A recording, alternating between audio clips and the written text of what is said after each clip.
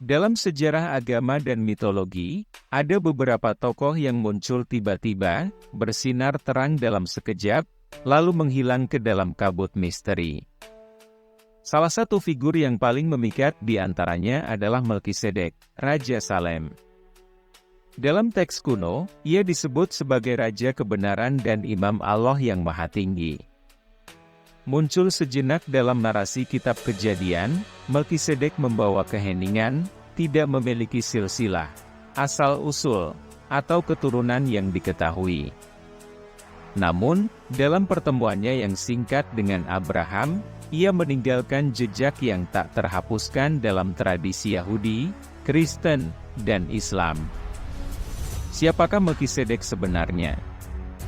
Apakah ia seorang raja bijak, seorang nabi, atau bahkan manifestasi dari sesuatu yang lebih besar? Dengan jejak yang tipis namun penuh makna, Melkisedek mengundang kita untuk menggali lebih dalam, ke dalam makna teologis dan filosofis dari keberadaannya. Dalam perjalanan ini, kita akan menyusuri jejak-jejak yang ditinggalkannya dalam teks suci, tafsir para teolog, dan mitos budaya, berusaha memahami sosok yang melintasi batas waktu dan keyakinan. Mari kita telusuri kisah Sang Raja Salem yang misterius, yang kehadirannya tetap menjadi salah satu teka-teki besar dalam sejarah spiritual manusia. Dalam kitab Kejadian, Melkisedek disebut sebagai Raja Salem dan Imam Allah yang Maha Tinggi, yang memberikan berkat kepada Abraham atau Ibrahim setelah kemenangannya atas raja-raja. Dalam tradisi Yahudi, ia dikenal sebagai imam yang memimpin Abraham dalam penyembahan kepada Tuhan Yang Esa.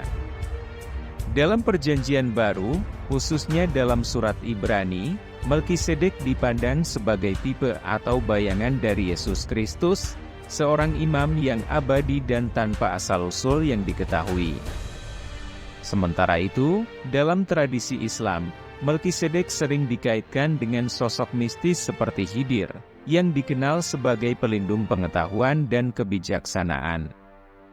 Salah satu aspek paling menarik dari Melkisedek adalah misteri yang menyelimuti identitas dan asal-usulnya.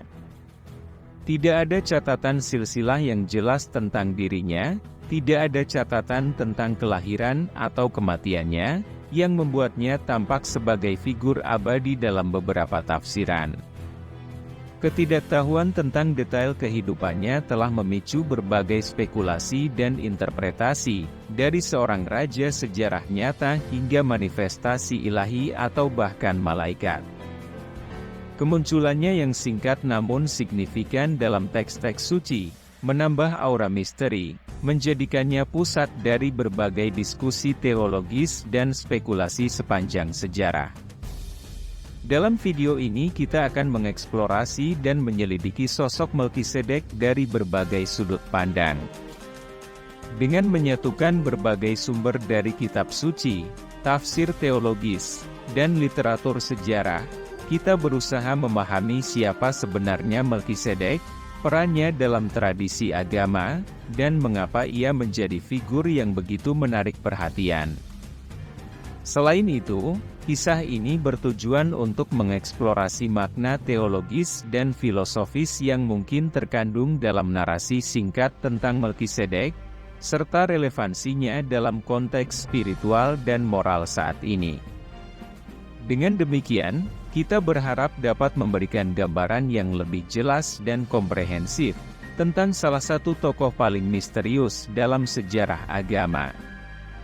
Melkisedek disebut sebagai Raja Salem dan Imam Allah yang Maha Tinggi.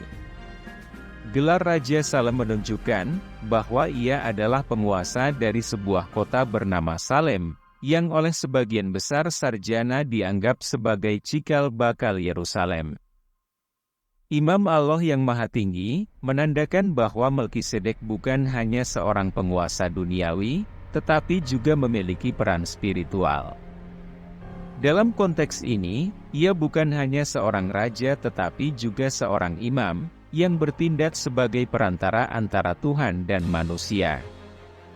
Kedudukannya sebagai imam dianggap lebih tinggi atau berbeda dari para imam lainnya dalam tradisi Israel, karena ia tidak berasal dari garis keturunan Lewi yang kemudian ditetapkan sebagai garis keturunan imam. Bahkan Israel pun belum lahir pada saat itu. Nama Melkisedek secara harfiah berarti raja kebenaran, dari kata Ibrani melek yang berarti raja, dan sedek yang berarti kebenaran atau keadilan. Nama ini menggambarkan karakter moral dan etis yang diidealkan, serta peranannya sebagai pemimpin yang adil dan benar. Salem, yang diyakini sebagai nama kuno untuk Yerusalem, secara etimologis terkait dengan kata Ibrani shalom, yang berarti kedamaian atau keselamatan. Dengan demikian, Melkisedek sebagai Raja Salem, dapat diartikan sebagai Raja Kedamaian. Kombinasi ini menjadikan makna, Raja Kebenaran yang memerintah di kota kedamaian, mencerminkan sifat-sifat ideal dari kepemimpinan yang mengutamakan keadilan dan kedamaian. Nama dan peran Melkisedek menggambarkan hubungan yang mendalam antara kebenaran dan kedamaian. Hal ini juga mencerminkan aspirasi manusia untuk mencari pemimpin atau imam yang dapat membawa keadilan dan kedamaian. Melkisedek, dengan demikian, menjadi simbol dari pemimpin spiritual yang ideal, yang tidak hanya memerintah dengan keadilan, tetapi juga membawa kedamaian dan kesejahteraan bagi rakyatnya. Dalam tradisi Islam, nama Salem sering dihubungkan dengan konsep salam yang berarti kedamaian, dan berbagi akar dengan kata Islam, yang berarti penyerahan diri kepada Allah. Oleh karena itu, salam dapat dimaknai sebagai representasi dari Islam itu sendiri, yang merupakan agama yang mengajarkan tauhid atau keyakinan akan keesaan Allah.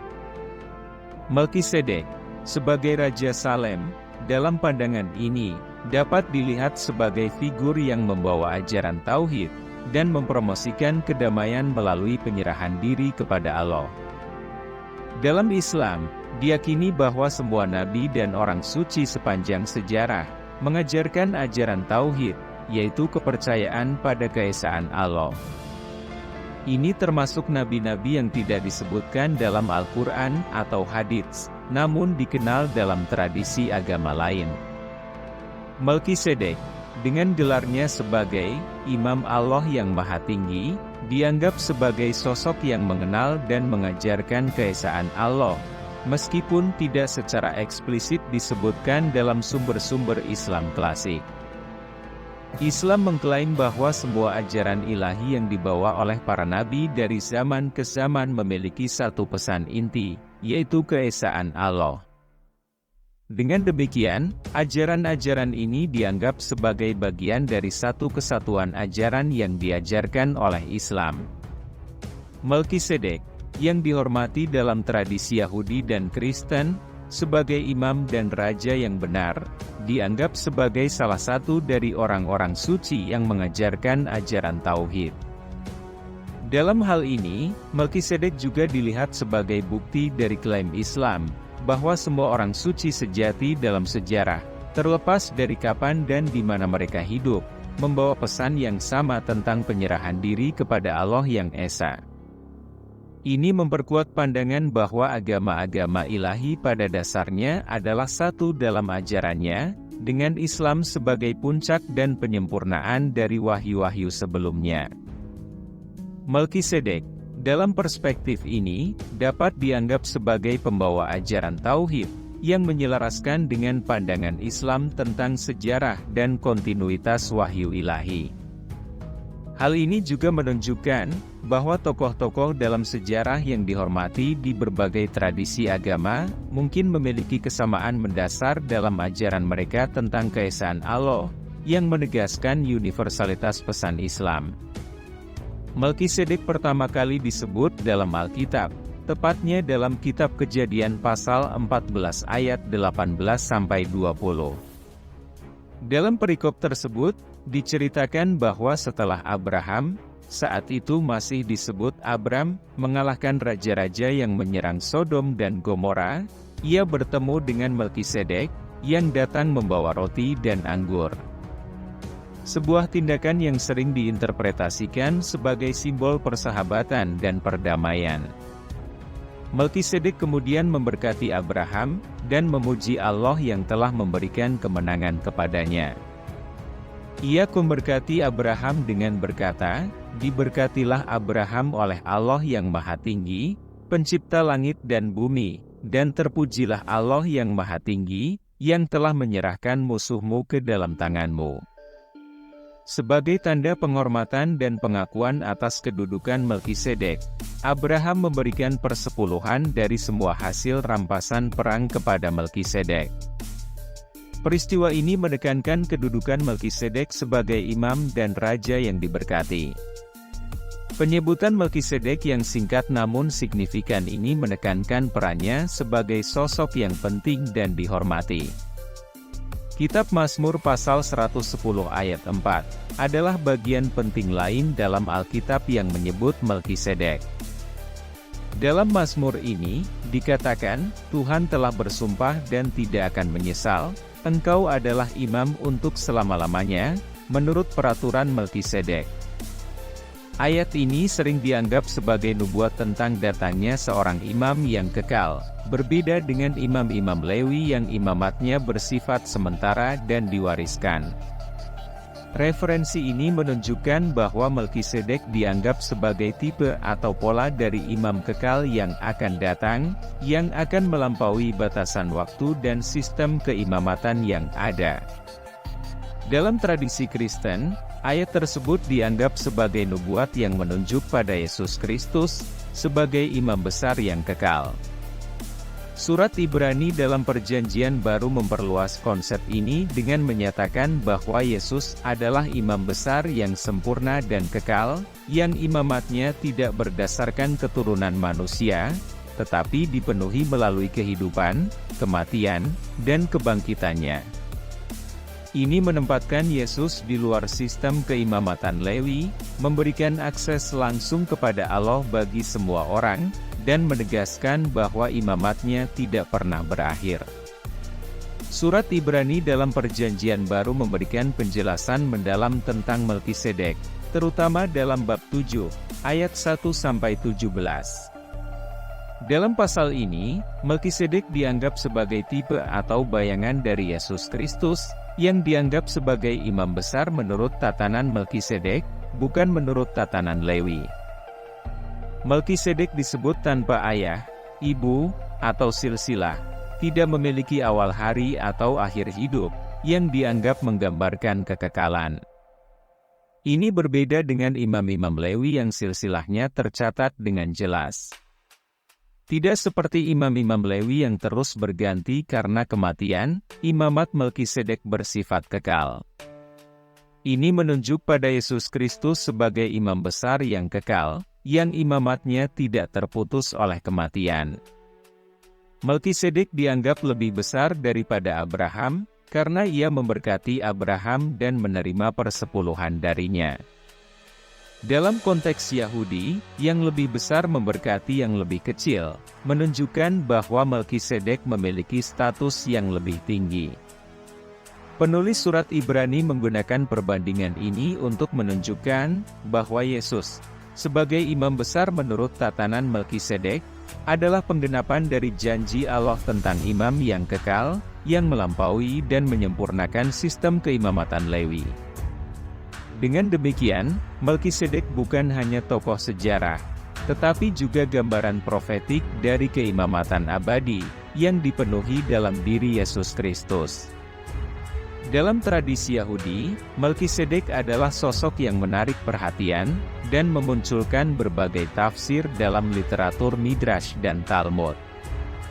Melkisedek, yang disebut sebagai Raja Salem dan Imam Allah yang Maha Tinggi, muncul dalam narasi pertemuannya dengan Abraham, di mana ia memberkati Abraham dan menerima persepuluhan darinya. Dalam literatur Midrash, ada beberapa pandangan tentang identitas dan peran Melkisedek. Beberapa Midrash mengidentifikasi Melkisedek sebagai Sem, anak Nuh, yang dikenal sebagai leluhur bangsa Semitik. Ini memberikan Melkisedek silsilah yang terhubung dengan tokoh-tokoh penting dalam tradisi Yahudi. Melkisedek dianggap sebagai contoh awal dari seorang raja imam, seseorang yang memegang peran kepemimpinan spiritual dan sekuler. Dalam Talmud, ia disebut sebagai Kohen, istilah untuk imam, menunjukkan perannya sebagai figur keagamaan. Ada tafsiran yang menyebutkan bahwa imamat Melkisedek ditransfer kepada Abraham dan keturunannya. Talmud mencatat bahwa setelah Melkisedek memberkati Abraham, ia kehilangan imamatnya, yang kemudian diberikan kepada Abraham dan keluarganya, khususnya suku Lewi. Melalui berbagai tafsiran ini, Melkisedek dipandang sebagai tokoh penting yang mendahului dan memberikan kerangka bagi perkembangan keimamatan dalam tradisi Yahudi. Dalam tradisi Kristen, Melkisedek dianggap sebagai figur yang sangat signifikan, terutama dalam hubungannya dengan Yesus Kristus. Surat Ibrani dalam Perjanjian Baru menyajikan Melkisedek sebagai tipe atau bayangan Kristus, menyatakan bahwa Yesus adalah imam besar menurut tatanan Melkisedek, bukan menurut tatanan Lewi. Beberapa teolog Kristen menganggap Melkisedek sebagai manifestasi prainkarnasi dari Kristus. Ini berarti Melkisedek dianggap sebagai penampakan Kristus sebelum inkarnasinya sebagai manusia. Ini didasarkan pada karakteristik Melkisedek yang tidak memiliki silsilah jelas, tidak ada catatan tentang kelahiran atau kematiannya, dan memiliki imamat yang kekal. Yesus dianggap sebagai penggenapan dari janji imamat kekal yang diwakili oleh Melkisedek. Seperti Melkisedek, Yesus adalah raja dan imam. Imamat Yesus tidak diwariskan melalui garis keturunan manusia, tetapi ditetapkan oleh sumpah Allah. Yesus, dalam tradisi Kristen, adalah imam besar yang sempurna dan kekal, yang melalui pengorbanannya menghapus dosa umat manusia. Dalam tradisi Islam, Melkisedek tidak disebutkan secara langsung dalam Al-Quran atau hadits, tetapi ada interpretasi dan analogi yang menarik, yang menghubungkannya dengan tokoh-tokoh tertentu dalam tradisi Islam. Beberapa cendekiawan Islam mengaitkan Melkisedek dengan sosok Khidir, seorang nabi atau wali dalam Islam yang dikenal karena kebijaksanaannya dan pengetahuannya yang mendalam. Khidir dianggap sebagai sosok yang tidak terikat oleh waktu dan tempat, seringkali muncul untuk membimbing orang-orang beriman. Seperti Melkisedek, Khidir adalah figur misterius yang tidak memiliki awal atau akhir yang jelas, dan dikenal karena sifatnya yang penuh rahasia. Dalam tradisi keagamaan, baik Khidir maupun Melkisedek dianggap sebagai sosok yang memiliki karakteristik keabadian atau keberadaan yang melampaui batasan waktu manusia. Meskipun kedua tokoh ini muncul dalam konteks keagamaan yang berbeda, mereka berbagi beberapa kesamaan dalam hal sifat misterius dan dianggap abadi. Khidir dalam tradisi Islam. Khidir adalah tokoh yang sering dikaitkan dengan pengetahuan dan kebijaksanaan yang mendalam. Khidir dikenal sebagai sosok yang memiliki pengetahuan tentang hal-hal gaib dan memiliki kemampuan untuk melakukan perjalanan lintas waktu dan ruang. Sebagai figur yang terus hadir dan memberikan bimbingan ilahi. Ia sering digambarkan sebagai seorang wali yang tidak terikat oleh waktu, dan beberapa tradisi menyebutnya sebagai yang hidup, atau yang abadi. Banyak cerita sufi dan mistik Muslim yang mengaitkan Khidir dengan kemunculan misteriusnya di berbagai tempat dan zaman untuk membantu orang-orang yang membutuhkan bimbingan spiritual. Karakteristik keabadiannya menjadikannya simbol kebijaksanaan ilahi, yang tak terikat oleh batasan duniawi. Melkisedek juga digambarkan sebagai seseorang yang tanpa ayah, tanpa ibu, tanpa silsilah, dan tanpa awal hari atau akhir hidup. Ini memberikan gambaran bahwa Melkisedek adalah figur yang melampaui batasan waktu manusia, memberikan kesan bahwa ia adalah abadi. Keduanya digambarkan sebagai sosok yang memiliki keberadaan misterius, dan tidak terikat oleh batasan waktu manusia. Mereka muncul di berbagai zaman untuk memberikan bimbingan dan kebijaksanaan. Baik Khidir maupun Melkisedek dianggap sebagai pembawa kebijaksanaan ilahi yang melampaui pemahaman manusia biasa. Mereka dianggap memiliki pengetahuan yang diberikan langsung oleh Tuhan. Keduanya dipandang sebagai figur yang memiliki sifat atau karakteristik yang melampaui kematian dan keterbatasan manusia, yang mengindikasikan bahwa Khidir dan Melkisedek mungkin saja adalah satu orang yang sama. Dalam Islam, semua nabi dan orang suci diakui sebagai pembawa ajaran tauhid, yaitu kepercayaan pada keesaan Allah. Melkisedek, sebagai Imam Allah yang Maha Tinggi, dianggap sebagai seorang yang juga mengajarkan tauhid. Ini selaras dengan pandangan Islam bahwa seluruh nabi dan orang suci, terlepas dari tradisi agama tertentu, membawa pesan yang sama tentang penyerahan diri kepada Allah. Dengan demikian, dalam berbagai tradisi agama, Melkisedek dipandang sebagai figur yang melampaui batas-batas historis dan teologis. Dalam Yahudi, ia adalah raja dan imam yang penting. Dalam Kristen, ia adalah tipe Kristus dan pendahulu imamat Yesus. Dalam Islam, ia terkait dengan tokoh misterius yang mewakili kebijaksanaan ilahi. Interpretasi ini memperkaya pemahaman tentang Melkisedek sebagai sosok yang berperan dalam menjembatani konsep-konsep keimanan di berbagai tradisi agama. Melkisedek adalah salah satu tokoh dalam literatur keagamaan yang memunculkan banyak spekulasi dan interpretasi tentang identitasnya. Berikut ini adalah beberapa hipotesis utama mengenai identitas Melkisedek. Salah satu pandangan yang cukup luas di kalangan sejarawan dan teolog adalah bahwa Melkisedek adalah tokoh sejarah nyata yang pernah hidup sebagai raja dan imam. Hipotesis ini didasarkan pada penuturan Alkitab yang menyebut Melkisedek sebagai Raja Salem dan Imam Allah yang Maha Tinggi. Dalam konteks ini, Salem sering diidentifikasi dengan Yerusalem kuno, yang berarti Melkisedek mungkin adalah seorang penguasa lokal yang memiliki peran religius dan politik. Bukti arkeologis dan sejarah yang mendukung identifikasi Salem dengan Yerusalem masih terbatas, tetapi pandangan ini didukung oleh narasi yang tampaknya realistis dari pertemuan Melkisedek dengan Abraham. Selain itu, sistem keimamatan yang digambarkan dalam kisah ini sejalan dengan praktik-praktik keagamaan di kawasan timur dekat kuno, di mana raja seringkali juga berfungsi sebagai imam. Pandangan lain yang populer, terutama dalam tradisi Kristen dan beberapa kelompok mistik, adalah bahwa Melkisedek adalah manifestasi ilahi atau malaikat. Beberapa penafsiran ini didasarkan pada deskripsi Melkisedek yang tidak memiliki asal-usul yang jelas, tidak ada catatan tentang kelahirannya, dan tidak ada akhir hidupnya, yang dalam surat Ibrani dijelaskan sebagai tanpa ayah, tanpa ibu, tanpa silsilah. Interpretasi ini melihat Melkisedek sebagai sosok yang lebih dari sekadar manusia, mungkin seorang malaikat atau bahkan penampakan langsung dari Tuhan.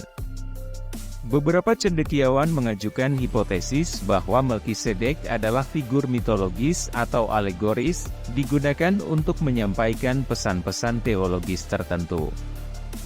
Dalam pandangan ini, Melkisedek bukanlah individu sejarah nyata, tetapi lebih merupakan simbol atau perumpamaan yang digunakan untuk menggambarkan konsep-konsep keagamaan.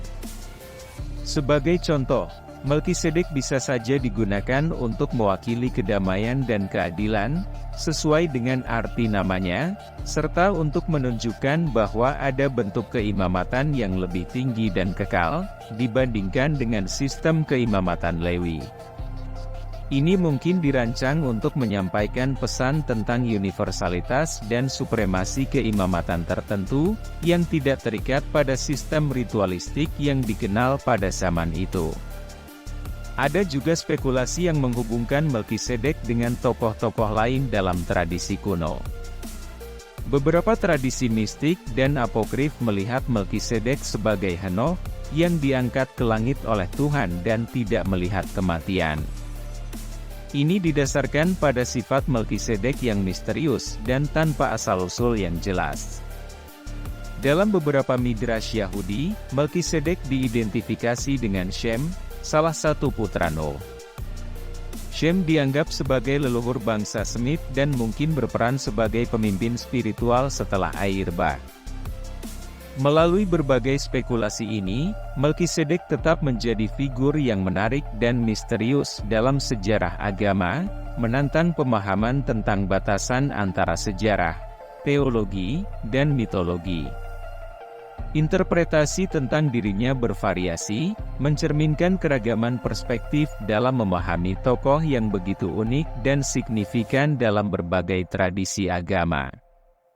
Melkisedek, tokoh misterius yang muncul dalam berbagai tradisi keagamaan, juga memiliki dampak yang signifikan dalam literatur, seni, dan budaya populer.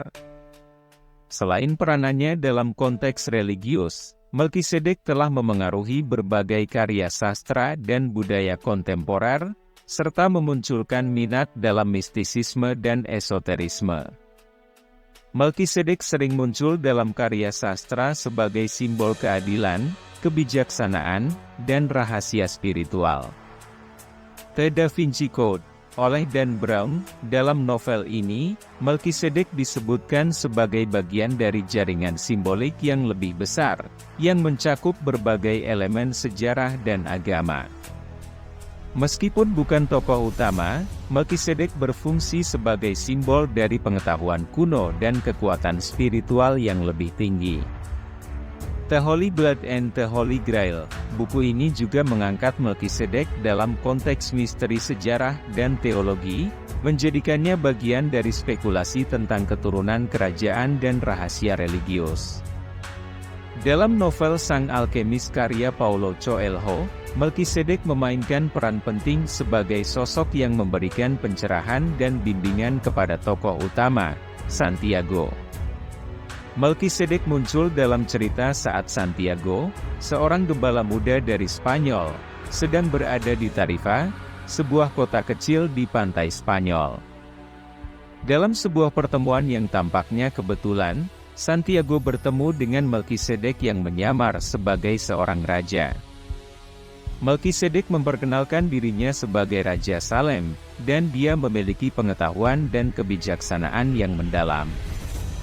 Melkisedek berperan sebagai mentor awal bagi Santiago, memberikan dorongan untuk mengejar impian dan menciptakan rencana perjalanan ke piramida Mesir. Melkisedek menjelaskan kepada Santiago tentang legasi pribadi dan pentingnya mengikuti panggilan hati untuk mencapai kebahagiaan dan pemenuhan hidup. Melkisedek memberikan Santiago 2 batu berharga, Urim dan Tumim, yang digunakan untuk memperoleh jawaban melalui pertanyaan-pertanyaan penting. Batu-batu ini berfungsi sebagai alat untuk membantu Santiago dalam pengambilan keputusan di sepanjang perjalanannya dan memberikan kepastian bahwa ia berada di jalur yang benar. Dalam Sang Alkemis, Melkisedek melambangkan kebijaksanaan dan pengetahuan yang lebih tinggi. Sebagai Raja Salem, dia mengaitkan Santiago dengan konsep kebenaran dan kedamaian, mengajarkan bahwa pencarian spiritual dan material tidaklah terpisah, melainkan saling terkait dalam mencapai tujuan hidup.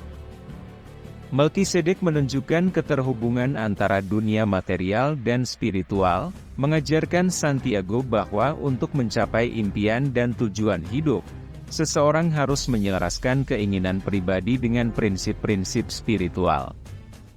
Melkisedek menegaskan bahwa segala sesuatu yang terjadi dalam hidup memiliki makna yang lebih dalam, dan bahwa setiap individu memiliki panggilan atau legasi pribadi yang harus dipenuhi.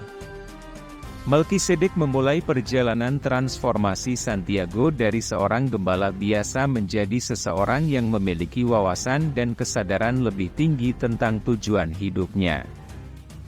Melalui bimbingannya, Santiago belajar tentang pentingnya mengikuti intuisi dan keberanian dalam mengejar impian, yang merupakan tema sentral dari novel ini. Melkisedek juga menghubungkan Santiago dengan gagasan, bahwa ada banyak alkemis atau guru spiritual dalam perjalanan hidup seseorang. Melalui bimbingannya, Santiago memahami bahwa setiap individu yang ditemui dalam perjalanan hidupnya memiliki peran dalam membimbing dan mengajarinya. Melkisedek dalam sang alkemis bukan hanya sekadar karakter, tetapi juga representasi dari prinsip spiritual dan filosofis yang mendalam. Kehadirannya memberikan Santiago wawasan awal tentang perjalanan spiritualnya, dan memotivasi dia untuk mengejar impian dan mencapai potensi tertinggi. Melkisedek, dengan kebijaksanaan dan nasihatnya, mencerminkan tema besar dari novel, yaitu pencarian makna dan pemenuhan hidup melalui pengertian spiritual dan pribadi. Dalam seni visual dan film, Melkisedek sering digambarkan dengan aura mistis dan simbolis. Melkisedek sering digambarkan dalam lukisan sebagai seorang raja dengan jubah dan mahkota, terkadang dengan atribut keagamaan seperti cawan atau kitab. Lukisan-lukisan ini menggambarkan keanggunan dan kewibawaan Melkisedek sebagai figur spiritual. Meskipun tidak selalu digambarkan secara langsung, elemen-elemen dari kisah Melkisedek, seperti tema keimamatan dan kekuasaan spiritual, seringkali mempengaruhi cerita dalam film dan serial TV yang mengangkat tema-tema agama dan mistik. Melkisedek juga muncul dalam beberapa karya musik dan teater sebagai simbol kebijaksanaan dan kekuatan ilahi. Misalnya, dalam musik orkestra dan komposisi religius, Melkisedek bisa menjadi inspirasi untuk tema-tema yang berkaitan dengan kekudusan dan pemimpin spiritual. Melkisedek memiliki peranan yang signifikan dalam mistisisme, di mana ia dianggap sebagai simbol dari kebijaksanaan dan pengetahuan ilahi yang tersembunyi. Melkisedek dipandang sebagai figur yang memiliki kemampuan untuk hadir dalam berbagai bentuk dan memberikan wawasan spiritual yang mendalam. Ini mencerminkan keyakinan bahwa Melkisedek adalah entitas yang tidak terikat oleh batasan fisik atau waktu. Dalam tradisi esoterik, Melkisedek dianggap sebagai tokoh yang menyimpan rahasia spiritual yang mendalam dan pengetahuan tersembunyi. Melkisedek sering dikaitkan dengan ajaran alkimia dan hermetisisme, di mana ia dianggap sebagai simbol dari proses transformasi spiritual dan pencapaian kebijaksanaan ilahi. Ajaran-ajaran ini sering menekankan pencarian pengetahuan tersembunyi dan transformasi diri. Dalam Freemasonry, Melkisedek dianggap sebagai figur yang menginspirasi prinsip-prinsip keadilan dan kebijaksanaan. Beberapa aspek dari tradisi Masonik berhubungan dengan konsep-konsep spiritual yang terkait dengan Melkisedek.